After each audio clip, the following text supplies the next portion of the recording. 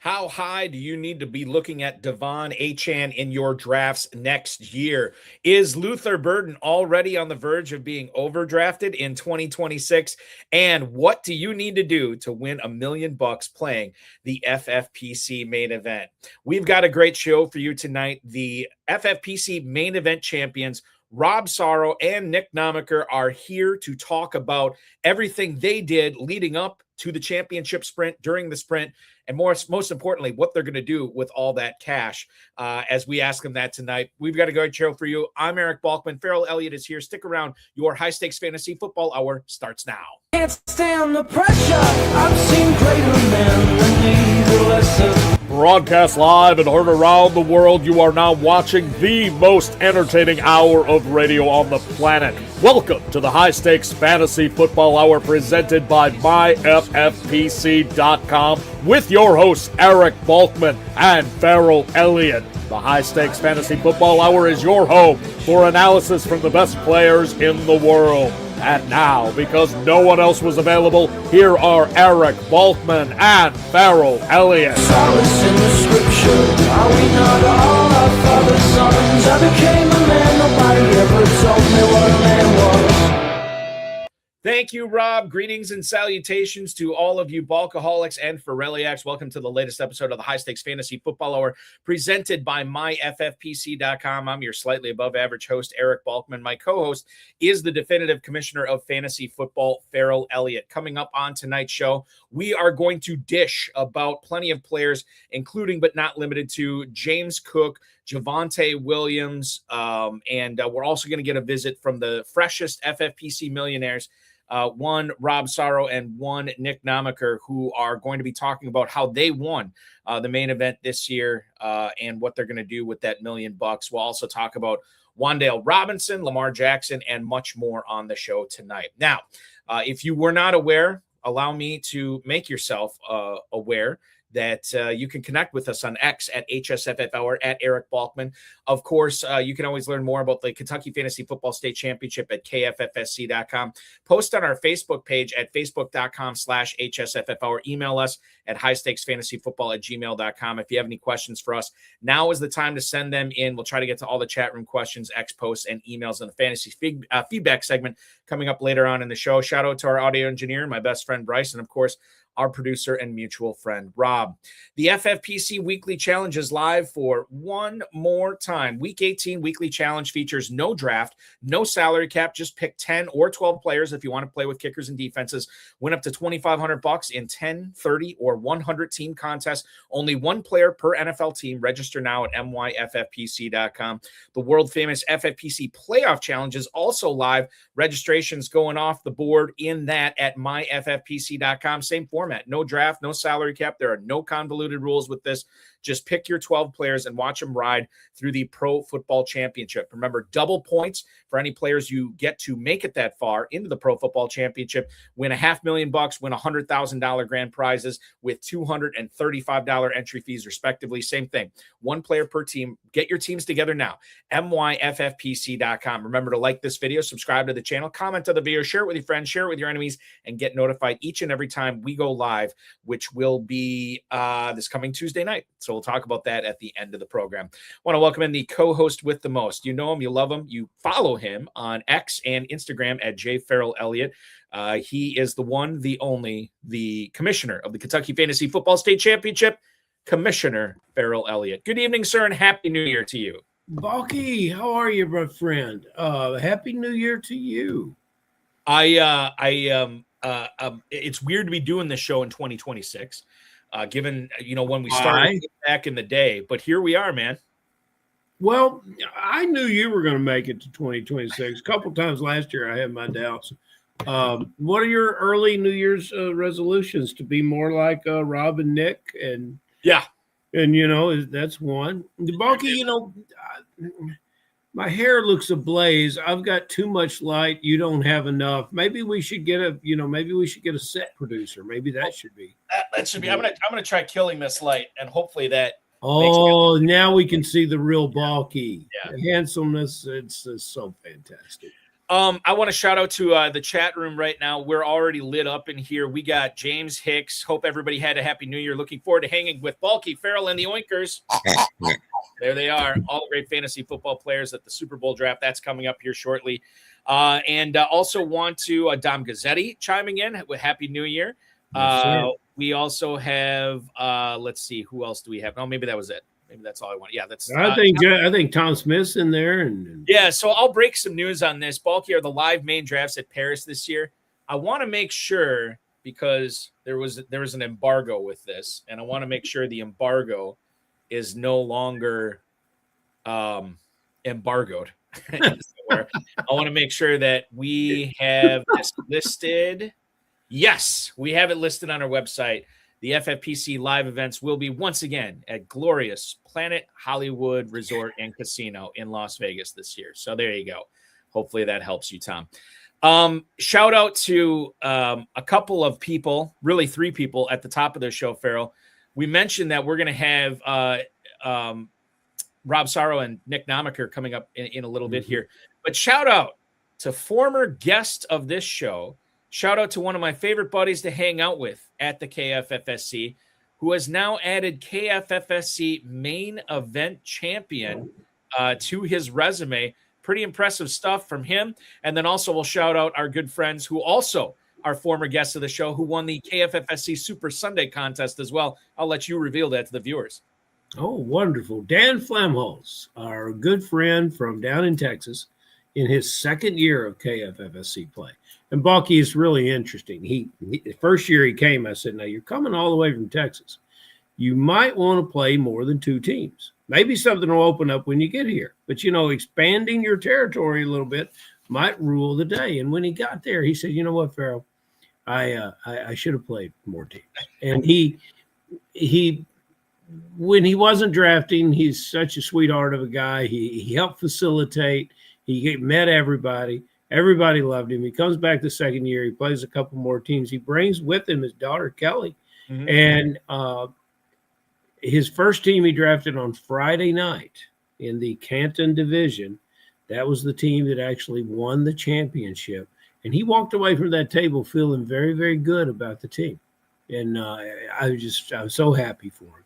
And then longtime comrades in arms, Brad Petri and Darren Lawson of FPI won the Super Sunday Sweet 16, of which in its 2026 iteration has only two live spots in the 9016 field remaining. I feel like I should nickname Petri and Larson the program, right? Yes, and, they're collecting enemies of the program. Right. And enviers of the program. Enviers of the program. They continue very successful. I am an envier of the program. Yes, Rob Fetcher, our buddy Rob Fetcher, is the enemy of the program. But and for some reason they're picking on Fenton too. And really?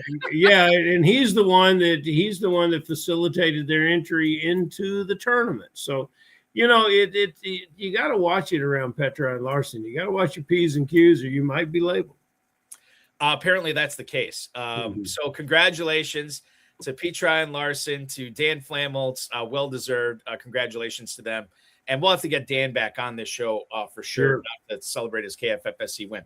Ferrell, let's get into it tonight. We have the Week 18 challenge, obviously, but I know as many of our shows normally do this time of year, we take a look towards the playoff challenge. We also take a look towards 2026 drafts, which are going to be starting up here in a matter of a week or two with the FFPC, and of course, shortly thereafter with the KFFSC as well. Javonte Williams will not play in the Week 18 game against the Giants. He finished his season with 252 carries, over 1,200 yards and 11 touchdowns, one of the best values in high-stakes fantasy football this year. The running game for Dallas was really, really good under the new offensive coordinator, Clayton Adams, who took over for Brian Schottenheimer, who took over as head coach this past offseason. And now he is a free agent once again. He is going to be 26 years old before the season starts, not past his prime yet. At least I don't think. Maybe he's in it right now. This is very, very compelling, Ferrell, because in drafts in 2026, Javonte Williams could come back as the lead guy in Dallas, and all of a sudden he's looking like a second-round pick. Or maybe he signs with somebody else, becomes the 1B or something like that. Or I don't even know, or maybe he becomes the 1A or the 1 on some other team, but it's not as good as Dallas. So I think it's going to be very interesting to see where Javonte Williams falls in drafts this year. I think a lot of people will draft him like a Cowboy, but he's not necessarily going to be a Cowboy. We know since the Ezekiel Elliott contract, Dallas really has not liked to pay their running backs. Well, I think also in the Eastern Division of the NFC, a precedent has been set with the New York Giants losing Mr. Barkley down to Philadelphia. Dallas sure doesn't want to see anything like that happen. I think they paid Javonte Williams. They hung on to Pollard for a very long time, giving him a lot of chances to be successful. They gave Williams a chance to be successful, and bang, he was. So I expect Williams to be a Cowboy. I expect him to have another big year. And if I think back to the spring and summer, we were big Javonte Williams fans, Balky. So, and we're going to have to come up with good things in our memory and some things that we've suggested to be really good because and really beneficial to our listeners, because we're kind of at a point where right now we can do no harm. Because last week we told everyone not to start Godwin, and he what's that line? 7 for 108 and a touchdown in an oddly losing effort. It's just very confusing, but nevertheless, yeah.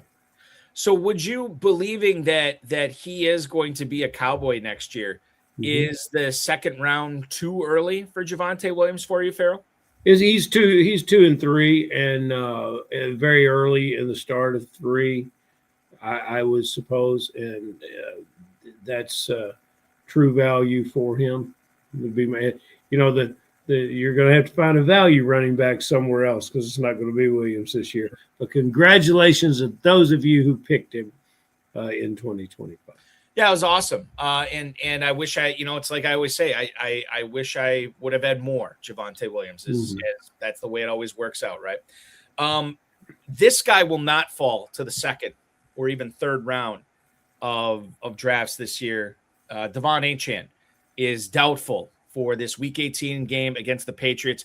Obviously, no reason to really bring him out there. He's dealing with a shoulder injury, has not practiced all week. Miami's just playing for nothing, basically, right now. If anything, maybe just for draft picks, right? And I would imagine we'll get a good look at Jalen Wright, who I tried to pick up in a couple of dynasty leagues, that he was still floating out there before the waiver wire closed for the season. We'll see what happens with that. But Ferrell Elliott, I don't know, what is this going to be, his fourth year in the league, third or fourth year in the league? Yes, sir. And this is as high as his ADP has ever been, or will ever be, when he does get started to be selected in drafts. I don't think he's got 101 potential, but I certainly could see him being drafted as the second overall pick, the third overall pick. Definitely. I mean, you got to really, really think long and hard if you're going to let him slip out of the top 5. Wheels up for Achane, which is weird because there could be a lot of turnover in that Miami Dolphins organization, be it the coaching staff, be it the offensive philosophy. But Achane didn't seem to care about that this season, and it may not matter next year as well. I'm pretty bullish on Devon Achane. How do you feel about him? You should be, Balky. I am too. Anyone who secures that job and goes forward with this team in the future is building this team around Achane. So, yes, it's an excellent pick in fantasy ball, and I wish him well, and I hope that he continues to get the offensive line and the passing game to complement his skill set, because he is fun to watch. He is fun to watch, and just stay healthy, baby, because as long as that do dude's on the field, he puts up numbers. Yeah, stay healthy. James Cook is an interesting guy for Week 18. Now, this doesn't matter for us because we've wrapped up our fantasy seasons as far as the regular season goes. Sean McDermott has said that a rushing title is on his mind for James Cook, this according to the Buffalo News. Now, he's currently leading the NFL with over 1,600 rushing yards, with Jonathan Taylor, who actually plays before Cook on Sunday, sitting, 47 yards behind him. And then Derrick Henry, I mean, you can't count this dude out. He's 137 yards behind him as well. Cook may not play the whole game. Cook may just play part of the game. Cook may not play at all. I don't know what's going to happen. Regardless of all that, this is the year. I don't think I told you this. one of my private dynasty leagues I was in, I was talking with the guy. I ultimately won it. I sweated it out on Monday Night Good Football. for you, Bo. Thank you. And I was texting with the guy I was playing against, and he said, I should have taken that James Cook trade. I said, what are you talking about? Apparently, after last season, I offered this guy James Cook for his first rounder, and he turned me down. And I was like, God, why would I do that? But I remembered this. I was down on James Cook. I can't remember what you were saying, but I just thought that the level that he had to reach in 2025 to pay off where people were drafting him was not something I could envision him doing. And lo and behold, he was even better in 2026. So now you're looking at this guy in second round of drafts for sure next year. He may even go in the first. And I don't want to use the regression argument because that got thrown in my face this year. Is this just who James Cook is now, or are we going to see him come back to the rest of the pack a little bit, so to speak? Oh, I don't think so. And he's in a good pack to be with. I think he's was an underrated performer. Obviously, I think there was some conversation of other running backs being in the mix there, and then we talk. All of our pros come on and they talk about how many touchdowns Josh Allen is going to rush for in the red zone and how that's going to take opportunities away from Cook. I tell you what, I think the opportunity is taken away from Cook, and to a degree, you might say Henry. And these are both running backs that played on teams with very porous defenses this year. And these two, Buffalo was in the chase position on the scoreboard way, way too often. If you could get in a situation where defensive play in Buffalo, especially against the run, could create some field position, and they attempt to run the ball more often once they set on a lead with Cook, he could easily have a better year next year. I think that and Tom Smith chime in right now. Think Cook could go at the end of first round next year. Not only do I think he can, I think he will. Maybe not, consistently, but I'm sure he sneaks into the first round of several drafts, more than several drafts next year. We have the FFPC Main Event champs, Rob Sarro and Nick Namacher, waiting to come on right now. The last thing I want to bring up before we get to them is Luther Burden, who was removed from the injury report. He is going to play in Week 18 against the Lions. This, according to the Bears official X account. Burden actually got hurt at the end of the game last week against the Niners.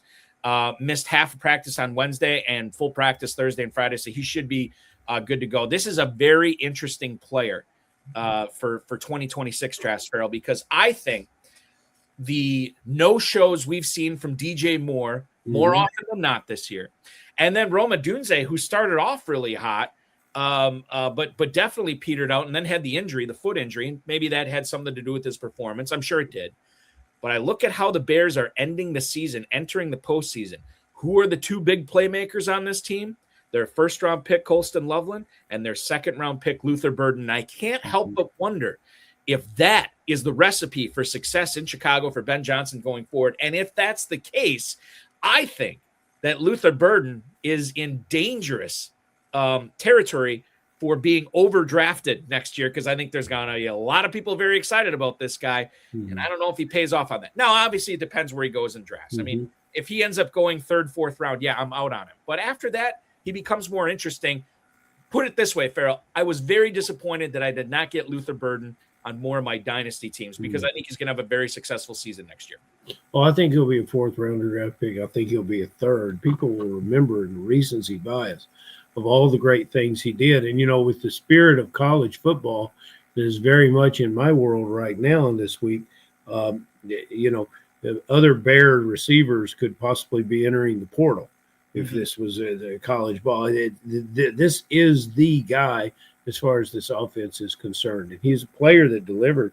We talked about what was the difference. In our contest in Kentucky was decided by 1 and 2 in decimals of points. And Burden was the guy that made the difference for a lot of people that cashed in. And I think he'll do that on a continual basis next year. So I'm high on this player. I guess I'm a little higher on him than you are, Balky. And we're just now going to roll back to what we just talked about with James Cook. Let's don't make Burden our 2026 Cook. I am. I guess I will have to carry that burden and bite the bullet and take Luther Burden in the 4th round of KFFSC drafts. We'll see who goes in the FFPC as well. Our next guests, or our guests on the show tonight, have entered FFPC royalty status. These two gentlemen have etched their name into fantasy history. They have slayed the giant. They have beaten the field and come away with a $1 million grand prize. Phil should do the Dr. Evil. $1 million in the FFPC. And they're here to tell us about it tonight, what the sweat was like, how they built this team, how they managed this team, and how they celebrated, most importantly. That's always my favorite part of the interview. Please welcome into the program your 2025 FFPC Main Event champions, Mr. Rob Sarro, Mr. Nick Namacher. Did I get the names right, guys? You did, and most people don't, so it's really impressive. Oh, good. I'm glad you He's a broadcast professional, Nick. Right. Yes, yeah. So this is exciting to have you guys on. We're trying to get Rob back in right now. I'm gonna see if one guy just bailed. No, we're trying to get Rob in. Rob, you got us? Rob is still celebrating. He's got us. Can you hear me? Yeah, you're coming through, man. You're coming through. So just trying to get the camera working. Yeah, well, as long as we can hear you, man, that's the biggest thing. We can kind of hear you. Stay on top of that mic, brother. Right, exactly. Yes. So let's talk about what you guys. The first non-fantasy football question. I'll let you go first on this one, Nick, and then Rob, let us know, what are you guys doing for a living when you are not winning $1 million playing fantasy football? Hey, Eric, Ferrell. Thanks for having us on the show. First and foremost, started watching you guys 2 years ago. And hey, you watch your guys' show, you might end up in our seat one day. And then big shout out to Fantasy Mojo too. Yes. Subscribe to them at the beginning of the year. First year doing it, first year to win. So big props to them. So when we're not playing fantasy, I'm in charge of finance and corporate strategy for a fastener distribution company. That's kind of my day job. I love that. Yeah, absolutely. What about you, Rob? I am actually running a sports card business called Gem 10 Breaks on Whatnot. We buy, sell, break sports cards. I actually do it with Nick's brother. Oh, nice. It's a family situation. I love it. Yes, sir. Yes, sir. It's a We're also family known as situation. the Drake May guys on there because So I want to get this straight. You guys are related, right? Yeah, Rob's my uncle. There you go. Okay. So Uncle Rob and nephew Nick is essentially and that leaves so many possibilities for naming your new LLC. But you got to get that done before March 15th, guys. Just pointing that out. Right. If you needing help, give us a call. Exactly. Ferrell's an expert in that that kind of thing. Okay, so I want to get into this and actually talk about the draft. Rob, you guys did this draft on August 5th. The one, and by the way, we'll get into this as well.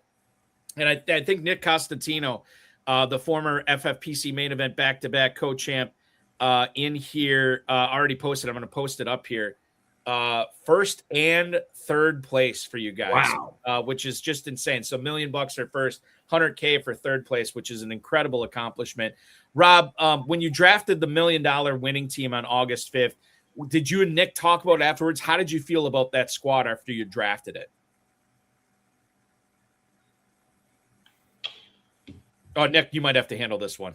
Yeah, it was actually the first 2K draft main event team we did, which is kind of surprising.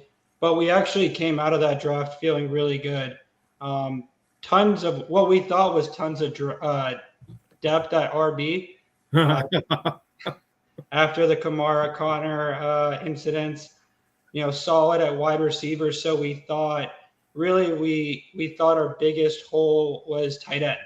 We can just scrounge together a tight end between Ferguson, Pitts, and Rob's guy, Harold Fannin.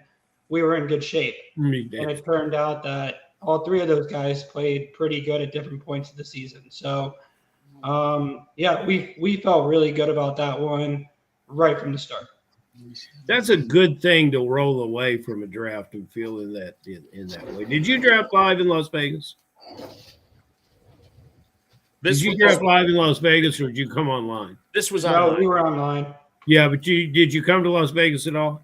No, I had a wedding I had to go to. Well, you can cancel those weddings for next year because you're gonna have to be anybody with the audacity to be married on the weekend of the kickoff of football season. My goodness, that's a ballsy move, Balky.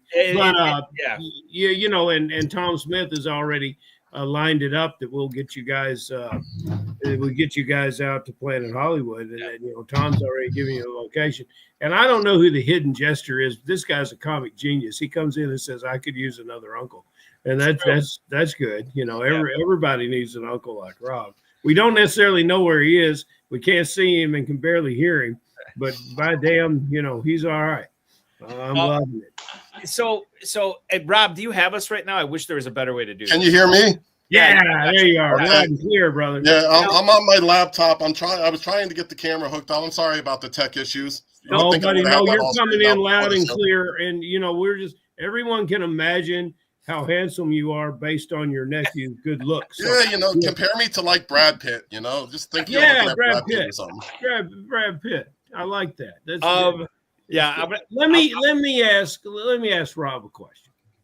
I want to go ahead, please.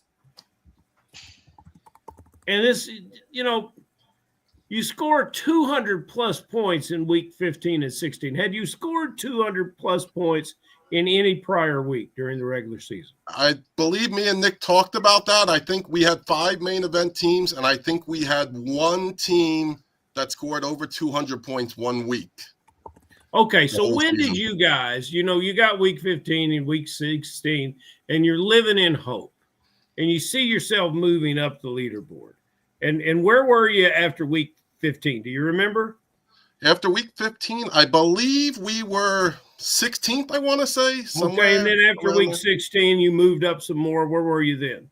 We were second going into week 17. Okay, so now, when you haven't put up 200 most of the year, but now you've done it back-to-back weeks, what do you think? Oh, there you are, Rob. What do you think that do you just feel that how do we keep this rolling? Are we going to make it roll? Are we going to make it happen? What was going on? How did you? We honestly, we felt really, really good about the team. I mean, Purdy was hitting stride. McCaffrey's healthy, doing his thing. Olave's consistently doing his thing week to week. JSN, our star for the year, doing his thing. I mean, we felt alive. I mean, and we had great depth on the team. I mean, I joke with Nick because we were possibly going to be on the show next week, and I joke with Nick when we ended up not being on the show. I'm like, that's all right. We'll just go on next week after we win it. And I mean, we felt really good about the team. And then Christmas Day was a great day. All those low scores. All we had was Aubrey with put up like 17.5. Yeah. Am I on there now? I don't know. Yeah, you're good. You're good. Let me see it, Brad. Yeah, that's a good looking black on black t-shirt, sport coats. Always a really look. But yeah, so Aubrey put up 17.5, and everybody else really did nothing Christmas Day, last Thursday, and then Saturday was what? Derrick Henry had the monster game, but that didn't really affect anything. Mm-hmm. And other than that, you're watching that scoreboard. You're watching it. And speaking of watching the scoreboards, I want to send a quick shout out to your guest from Monday, Brian. He had a great team. There was 2 or 3 teams that we had pulled up along with our own team that we were like really watching, and he was one of them. Mm-hmm. Along with the second place finisher, DC Lead, and Cocktails and Dreams, as always, had some great teams up there. Mm-hmm. Yeah, and I think Waleed Maqbul, I think he was the team in between you guys in first and third. And we had him on the show, I want to say last December, where he had a team in contention in the main event, and then he finishes runner-up this year. So there's some heavy hitters up at the top of the board for sure this past season. So the other thing I wanted to get to here, or one of the other things I wanted to get to, the sweat on Sunday and Monday, right? Like Rob, you talked about Saturday, you talked about Thursday, obviously. Sunday and Monday, it's coming down to it. Obviously, there's a bevy of games going on Sunday. You have to wait out the Falcons and Rams. And I'll be honest with you, Rob, I don't know who is, like, if there's anybody in contention. I know we were talking about it at the FFPC. We never like to say that the phrase is where it's we're locked up. But hold on, I'm going to get you on right now. I'm going to get you on. Rob, I almost got you. Just give me 1 second here. Technology and boom. that, guys. So sorry. There it is. There it is. So sorry. I think you're better looking than Brad Pitt, actually. Oh, there we go. You know, you hear that all the time. Yes. So what was the sweat like, not only on Sunday, but obviously Monday night too? How did you guys spend those 2 days with football? Did you even watch the games? Did you want to get away from it? I'm always curious to hear this. Sunday, Nick came over to my house early Sunday to make our final lineup decisions.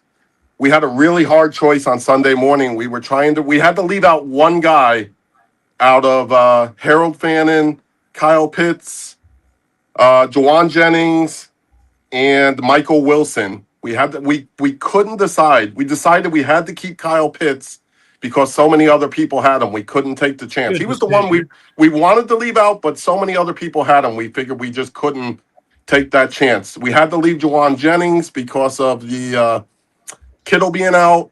So it came down to Michael Wilson and Fannin. We ended up going with Fannin, which ultimately was the wrong move, but not a big deal. But to get back more to your question, the main team was basically wrapped up Sunday. By halftime of the 49ers game, that team was pretty much wrapped up. I mean, we got some insurance points in the second half. Going into Monday night, somebody would have had to score 70 points with Puka and outscore Kyle Pitts or whatever. So that was basically over. But we did have Bijan to root with on Monday night for the other team. But you had a magical weekend. As you guys were managing this team, all these teams, 5 teams, throughout the season, did you ever, in this stretch run before, were there ever any near misses? You talked about what you did here, but was there ever something that you almost did wrong? We have one thing we regret, but it wasn't on the $1 million team. So I don't. We have we also won the toilet bowl. Well, I'll be damned.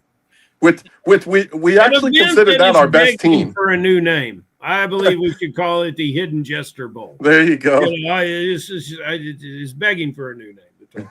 You won the toilet. But we considered that our best team. It was Drake May, James Cook, Puka Nacua, Rashee Rice. I mean, it was just loaded.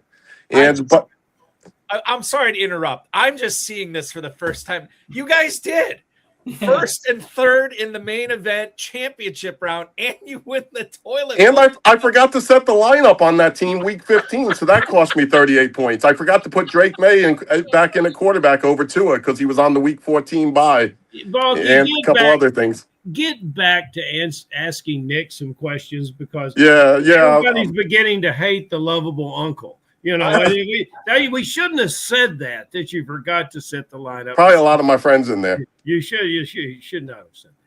So just real quick, just to reiterate, out of, I don't know, a couple thousand teams, you guys win the toilet bowl. Well, not a couple thousand teams. Well, maybe a couple thousand teams. You guys win the toilet bowl. You also had a top 70 finish in the toilet bowl as well. And then the championship, first and third. Mother of God. What, Nick, immediately after you're done with this show, you run out. You run, you don't walk, and you buy as many lottery tickets. Well, you buy one lottery ticket. That's all you guys need, apparently. It's insane. It was a good year. It was a good year. Yeah. So Rob told us, Nick, what were you doing? Were you glued in front of the TV? Were you pre-celebrating on Monday night? Yeah, I was at my in-laws' house in Winter Haven, Florida. Mom, dad, grandma, they're like, what is fantasy football? Is this real? They're celebrating. They're jumping up and down with me. They're like, calm down. You're going to have a heart attack. If anyone's watched a football game with me, I'm screaming at the TV. I'm involved in every second of it. So it was a sweat down to the very last minute. And we watched every second of it. Going into that Monday night game, it was really like, unless anything crazy happens, we felt like we had it locked up. But Sunday night was really where, we did most of the, teeth clenching, just watching every second of it. Balky, talk about a duo that we should invite to Kentucky to play on Super Sunday. 100%. I mean, this is fantastic. We could sit you next to Hillard Newsom. Yes, Hillard is so involved that we said in our event is on the second floor with the balcony, that totally disconnects so you everything. can walk outside, and the balcony we had to shut. I suggested we lock the doors because when Cincinnati lost to the Rams, I thought Hillard might take a header off the balcony, So we had to, and so obviously you're kind of doing those same kind of things. If it's in Kentucky, I'll be there. I'm a big bourbon guy. There you go. We've got big plans for it. Nick, did you end up? What was the first thing you did after it was all final? After the Monday night game is done, what was the first thing you did? I closed on a brand new house. Hey, congratulations! That's fantastic. Yeah, Tuesday morning at 9 a.m. we had the signing and closing. So that was the first thing I did after we won, which, the money will help pay for the house. No kidding. Sure. Yeah, excellent. Glad to hear it. So let's talk about the near misses. Rob talked about the third place team that had a near miss, Nick, on a lineup submission. It did. We were like 10 or 15 points outside of the 2 seed on that team to make it to the playoffs. And I had just come from church. We were at brunch with my wife's parents, and they have a rule of no phones at the brunch table. So I had to step outside, and we were making a last-minute decision. It was between Hunter Henry and Hunter Renfrow, who Rob picked up for some reason. He had a couple good games. And I made the decision to go with Renfrow, and Henry put up his 30-point game. And I'll never hear the end of it. But, I think I heard it probably 10 times. That team would have won the million if it made it to the playoffs. Unreal. Absolutely unreal. Hunter Renfrow's uncle would not have started Hunter Renfrow. I don't even think he's anymore. Just want to put that out there. Okay. What is the problem? I don't know what's going on, dude. Hold on. We gotta mute that mic just real quick while you guys get that figured out. The week 18 it was locked up. Or I beg your pardon. Monday night of week 17 it was sort of locked up. I can't tell if they can hear me or not. Yeah, you can hear loud and clear, Rob. No profanity. You can hear me. I'm sorry. I am so sorry. That's okay. Just said you're never gonna have me on the show again. I'm old school. Yeah. In May or June, when fantasy football season starts, I go into my local supermarket, and while he's getting Fantasy Mojo, I pick up the Roto Wire magazine, and it goes next to my toilet, being honest. And, that's where the majority of my studying's, coming from. I am totally old school. And with some of the winnings, you can buy a laptop with an embedded camera. I have it. I mean... This is going to be great. I heard that. Yeah. So the third place team, did your focus probably needs to turn down our feed, Balky. Yeah, I wish I could. I cannot do it. So it was actually the toilet bowl team that Nick was talking about with that Hunter Henry, Hunter Renfrow. That would have made the playoffs. It would have been the 2 seed. We chased that win all year. That 30 points and the win, we chased it all year. And it ended up we would have been the 2 seed on that team. Oh, we lost Rob. With his phone is not cooperating. Okay. Lots of confessions from Rob. Hold on, Nick. So did your focus on Monday night turn to the third place team, knowing that you basically had the million locked up? I mean, how closely were you watching that? Oh, I mean, so the third place team, we actually have a third partner in that, which is my brother. And he's the guy that you see in that, video with my uncle. Right. And, he doesn't really play much, but we included him in because we wanted to, get him in there. And so I was super excited to get that third place finish. I mean, we were watching that game extensively. We honestly, going into that, we didn't think that that team had any chance of outside of top 5, just given Puka Nacua, Matthew Stafford. There was a lot of good players in that, going into there. Kyle Pitts, and it just turned out everyone kind of put up a dud except for Bijan. And so I think Grandma should get a team, draft Joe Namath and some other, guys from her. She would probably win, based on the year. But we were watching every second of that. We were debating, did we want it to go into overtime because Kyle Pitts could push us out of that 3rd place, or we could have moved into 2nd. Ultimately, we were just thrilled with the outcome. One of the things, Balky, that blows my mind here, and Nick, I hear this from so many players that play in Kentucky League. As commissioner, you're going to hear about it.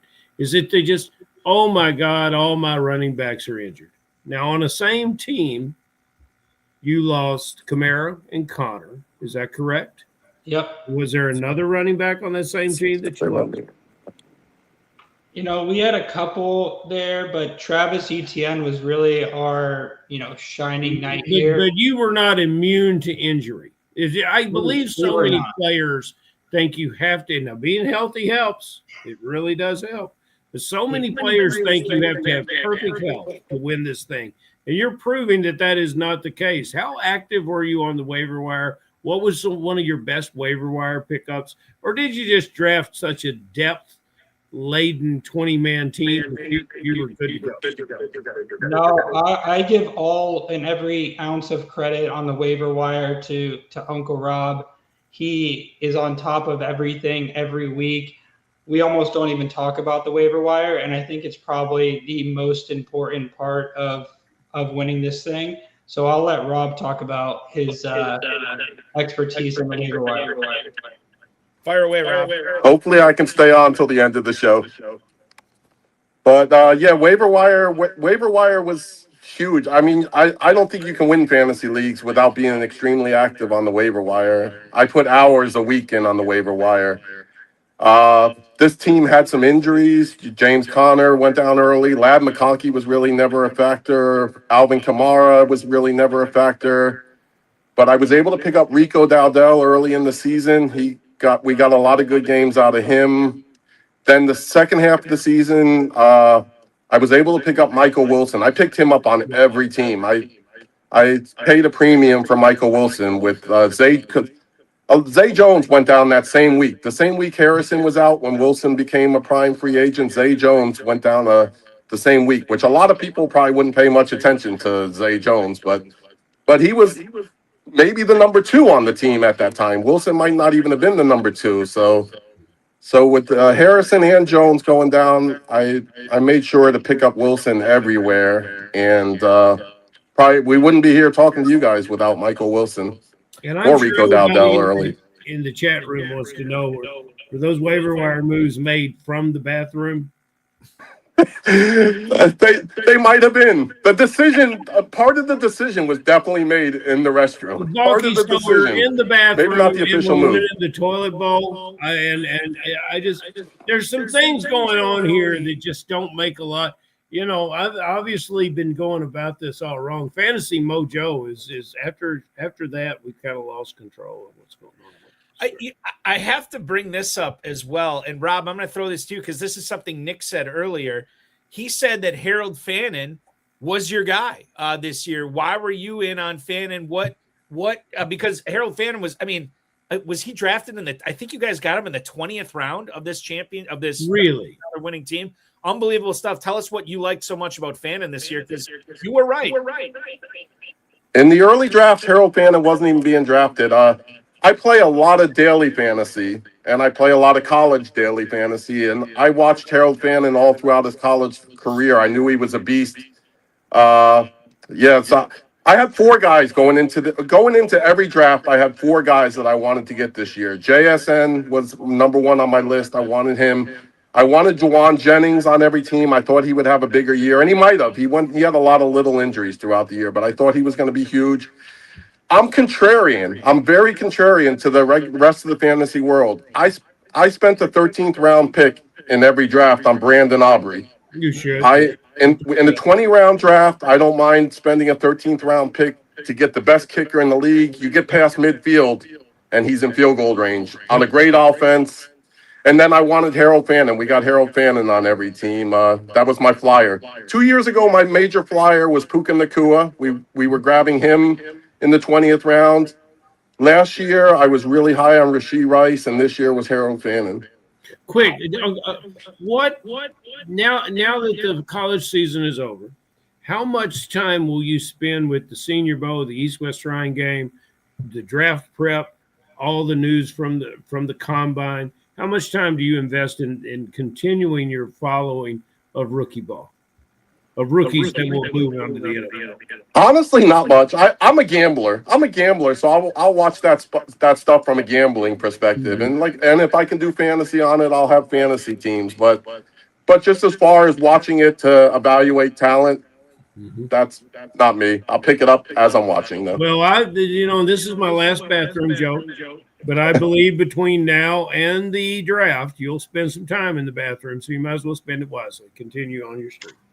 The other thing I want to drive home to the viewers here, Ferrell and Nick were touching on this before, but these guys ended up I meant to have your team up here, but basically your second round pick, Ladd McConkey, your fourth round pick, Alvin Kamara, your fifth round pick, James Conner, a second, fourth, and fifth round picks.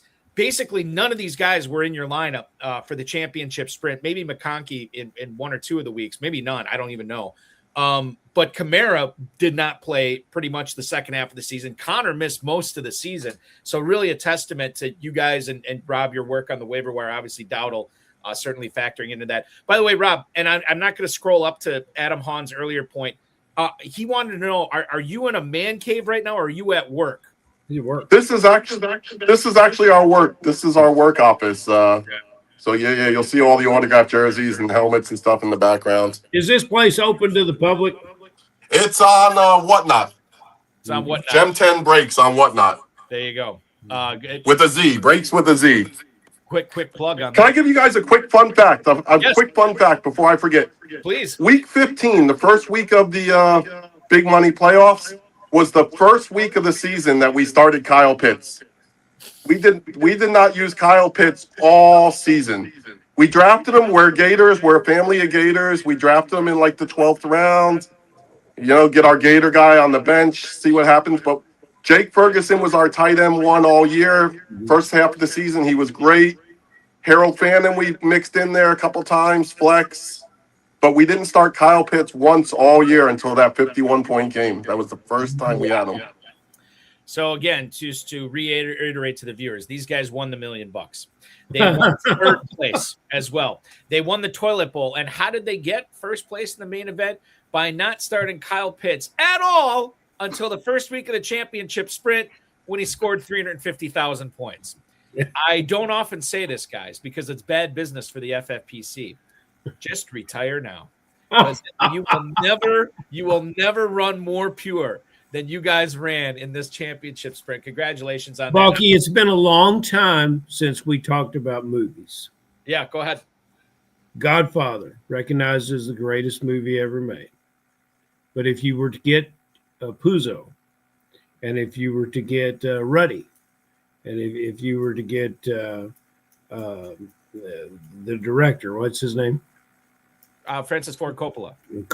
If you were to get them all in a room, they would tell you Godfather 2 is the better film.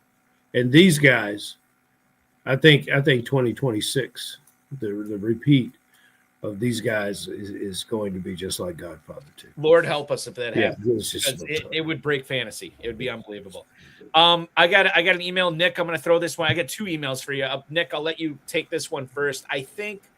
I'll let you handle this one. Jeff in Pleasantville, New Jersey. Is it wheels up for Ricky Pearsall in the postseason, or is Jawan Jennings still someone to be trifled with? That is Jeff in Pleasantville, New Jersey.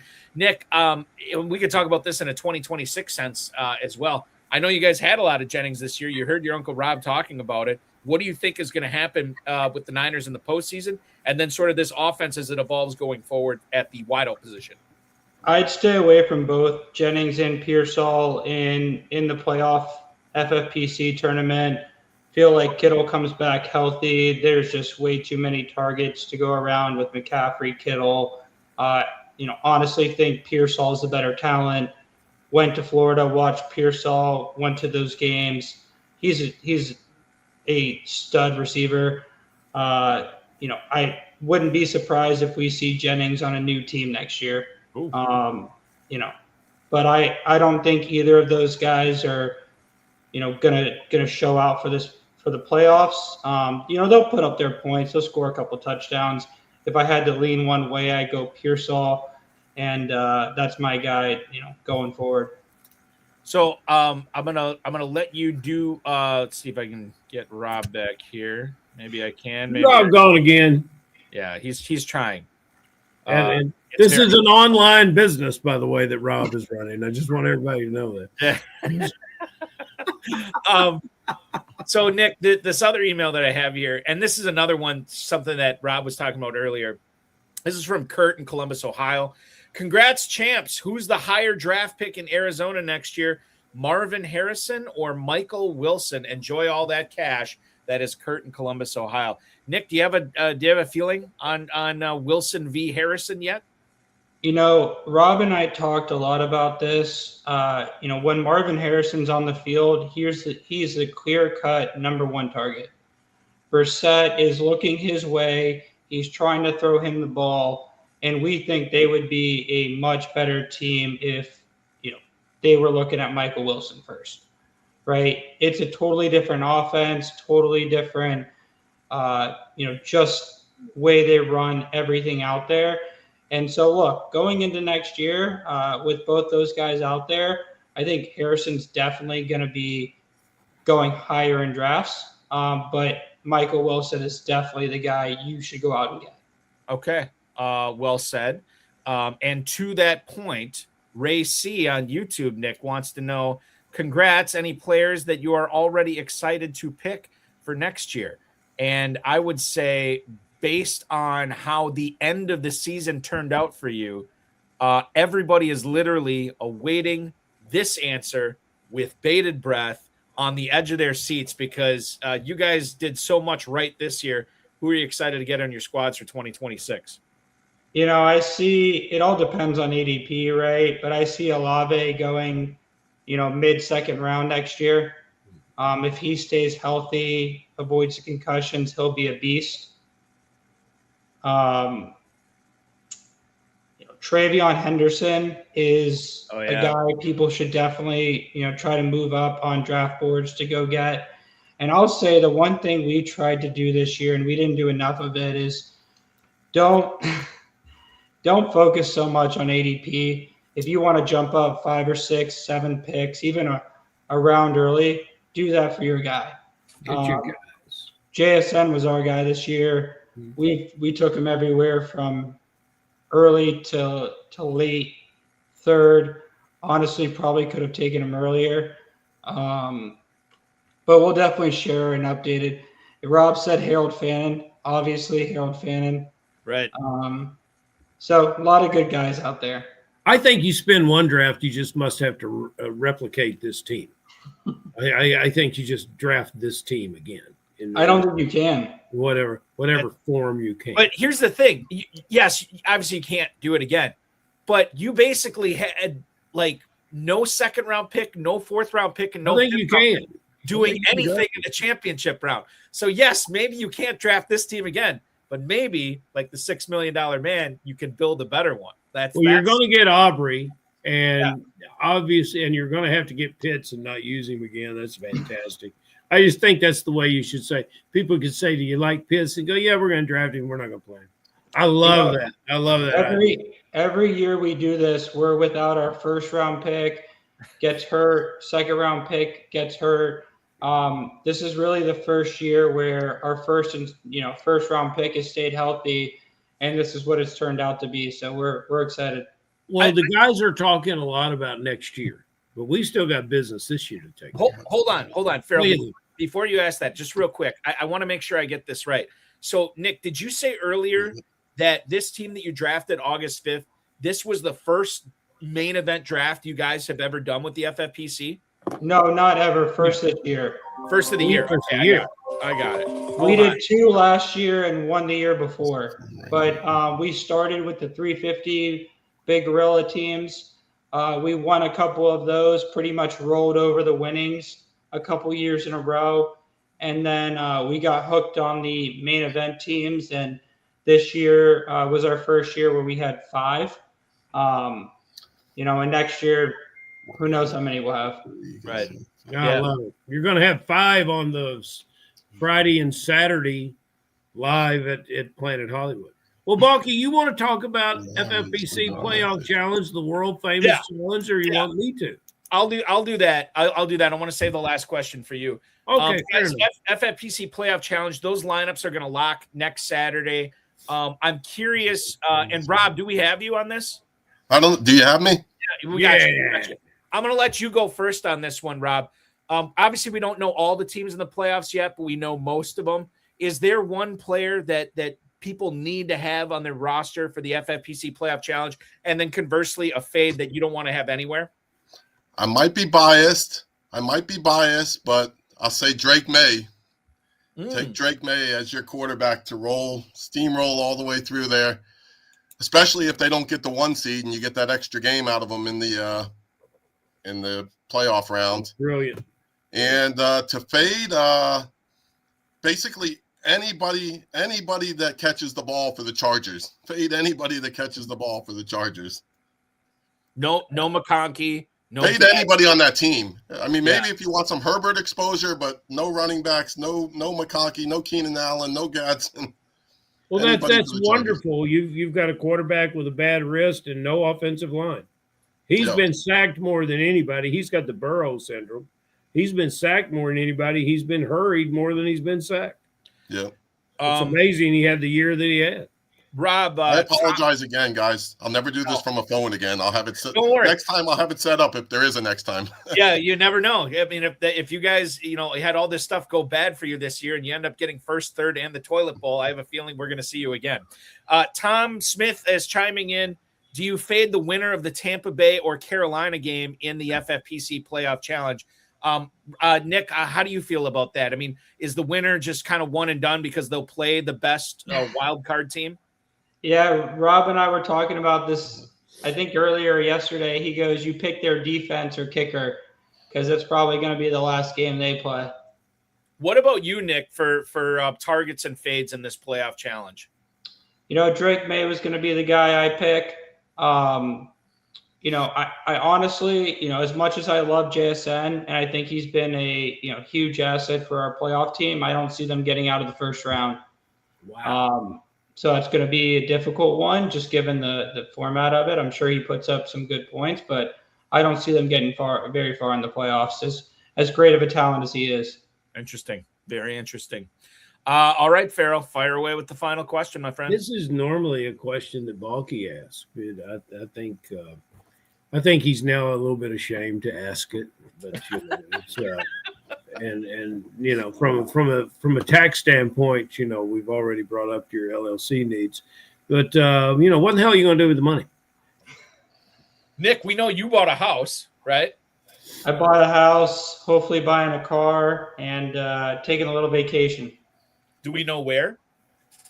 Las Vegas, Planet Hollywood. So we'll be in Vegas. That doesn't count. That's business. Oh, a briefcase full of game for Mr. Nick. I love it. I did study finance in school, so True. close enough to accounting. Yep. We have this cruise line we take. It's called Explora. It's a luxury cruise line. It's absolutely fantastic. So we'll probably do a little cruise. And I met my wife on a cruise, so we're big cruise people. Nice. My in-laws and my wife are big cruise people as well. What are you thinking? Caribbean? You're gonna go to Alaska? Caribbean? Yeah, we did Greece last summer, so we'll do the Caribbean this year. There you go. Love it. What about you, Rob? Plan on buying a nice car. Was already planning on that, but plan on maybe buying a nicer one now. Putting a water filtration system into the house. If you knew where I live, we have really bad water here. So that was a plan. Got to give some money to a few people. I just wanted to throw one more quick thing in that I forgot to do the whole show. The team that finished third place, me and Nick, we do it every year. There are teams. The team that finished third place, Nick's brother, who's sitting next to me now, my business partner, my other nephew, he was actually a third of that team. So knowing that we had the $1 million locked up, going into Monday night, we still had that excitement of rooting for Bijan with him, watching him climb the leaderboard. This, Balky, this has a fantasy Sopranos kind of theme to it. I think so. Yeah, a little bit. We got to get all these characters, Steve G, and this stuff together. It's like two competing families. But by the way, Rob and Nick in the YouTube chat, and I think this is for you, Rob, talking about what you're going to spend the money on. Adam Hahn suggests you buy yourself a golden. Maybe what are those things that they have in France that shoots the water up or whatever? You're going to get you need one of those. Maybe I'll get one of those. There you go. Who doesn't? Just do us all a favor. Get the water filtration system first before you get the bidet. Nobody, Balky, ever asked me, well, Ferrell, what do you think we should do with the money? Nobody ever asked me. No, it's true. Gentlemen, what a pleasure. God, this is so much fun. Congratulations to both of you. An insane year to boot. I enjoy it. Enjoy the cruise. Enjoy the cars. It's going to be great. And we'll definitely have you guys on again in 2026 because I'm assuming you're the betting favorites to win it all next year with everything and how this went down. Thanks so much for making us a part of your Friday evening, and a happy New Year to you both. Thank you very much, and I extend the same offer to you guys. Dinner's on us in Vegas. Love it.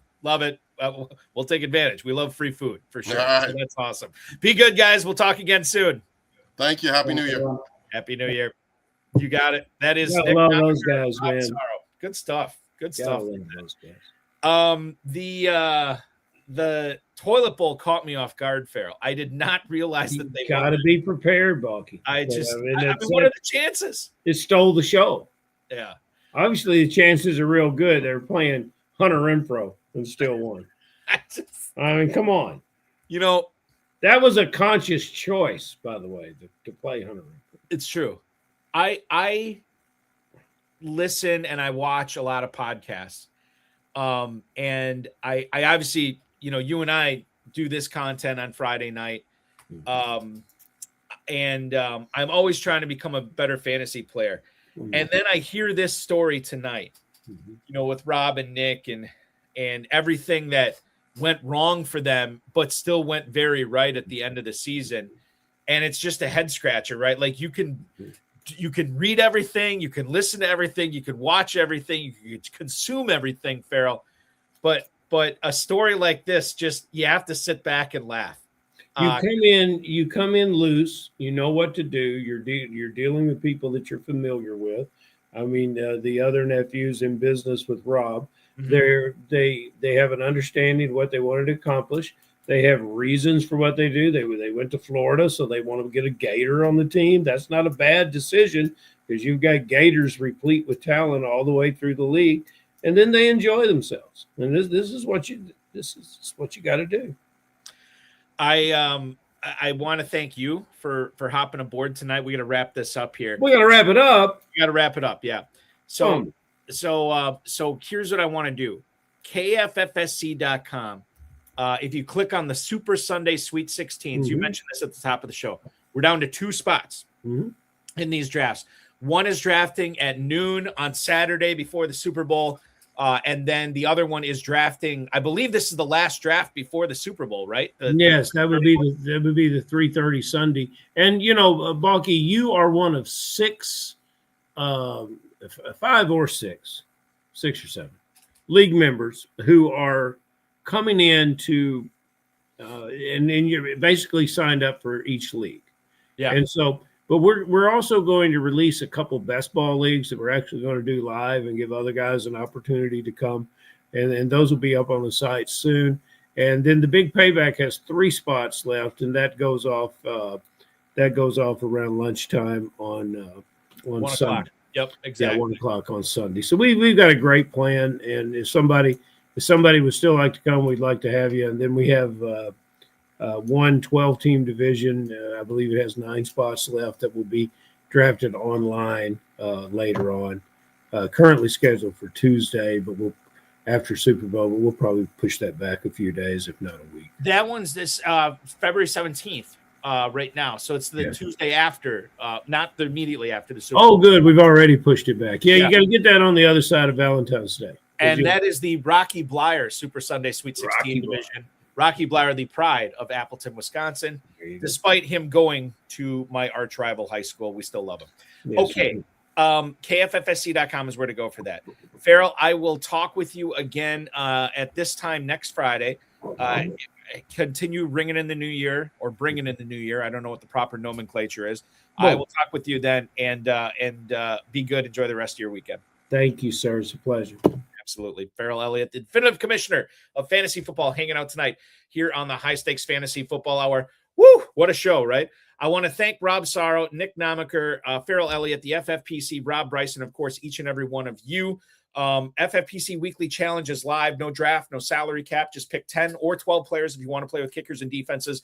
Win up to $2,500, 10, 30, and 100-team contest. One player per NFL team. Register now at myffpc.com. And oh, by the way, while you're there, make sure you are getting your entries in to the world-famous FFPC Playoff Challenge. Same thing. There's no draft in this. There's no salary cap. There's no weird convoluted rules. You don't have to manipulate the team throughout the postseason. You pick your 12 players, and that is your team for the entire postseason. Double points for anybody who makes it to the Pro Football Championship, be that Drake May or somebody else, perhaps, in the Playoff Challenge. We'll find out. $200 entry fee gets you eligible for a $500,000 grand prize. $35 entry fee still gets you eligible for $100,000. So you can turn $35 into $100,000. One player per NFL team. MyFFPC.com is where to register. This coming Tuesday, the RotoViz High Stakes Low. And by the way, Rob mentioned this. Brian Carrero was my guest this past Tuesday. Brian was leading the FFPC main event heading into week 17. And he was kind enough to join me this past Tuesday to break down how it happened, what happened to his team, and what that was like. So you heard the good, you can hear the bad, and I think most of us know the bad, right? Like it's rare to experience the absolute pinnacle. But Brian brought us behind the scenes of what it was like for him taking that in. Really, I mean, it was one of the longer high stakes lowdowns I've done. And it was a lot of fun. We got a lot of stuff accomplished with Brian on Tuesday night. You can watch that on the FFPC socials or the RotoViz podcast feed. We will be back live on that show, 10 p.m. Eastern time this coming Tuesday. We did a special Monday FFPC Insider Access show on the Better Sports Network with Fantasy Alarm's Andrew Cooper. So it was great to talk with him for 2 hours. Learned a lot and hopefully got you set up for the playoff challenge and for drafts next year already. And then we will be back this coming Thursday. We'll resume our Thursday time slot for the FFPC Insider Access show on the Better Sports Network or anywhere the FFPC socials are, YouTube, X, Facebook, what have you. RotoWire's Joe Bartle will be my guest for that. That's going to be a banger. Can't wait to chop it up with Joe on Thursday. And as I said, we will be back here Friday night at 10 p.m. Eastern time.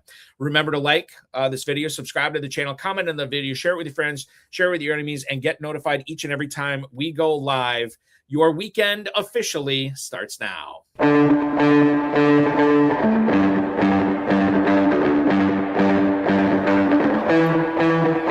This has been another episode of the High Stakes Fantasy Football Hour presented by myffpc.com. It was broadcast live and was watched around the world. Balky and Ferrell will be back next week with more analysis, more interviews, and more advice from guests much smarter than they are. Thanks for watching, and we'll talk with you again next week. One other thing I should mention, I'll make this quick. Many of you know I do a local radio show here in Northeast Wisconsin, or should I say I did do a local radio show here in Northeast Wisconsin. Today was my last show or my last episode of that show as I'm moving on to some different things. It was my decision to leave. It wasn't the nasty radio business cutting me loose. But my parting message, I think I wanted to reiterate tonight, and I'm going to conform it to fantasy football. Sports, fantasy football, this should not be our life, right? This is not why we were put on this planet. Sports, fantasy football, it is a wonderful, wonderful diversion, wonderful distraction from stuff that maybe we don't like going on in our lives. And to get away, to escape into a football game or to escape into our fantasy football matchup, we love that. But I would encourage each and every one of you. I'm sure for most people, because of the way championships work, the season probably didn't end like you had hoped at the start of the year. But bear in mind that this was always supposed to be a supplement. Like, we have friends, we have family, we have other stuff in this life.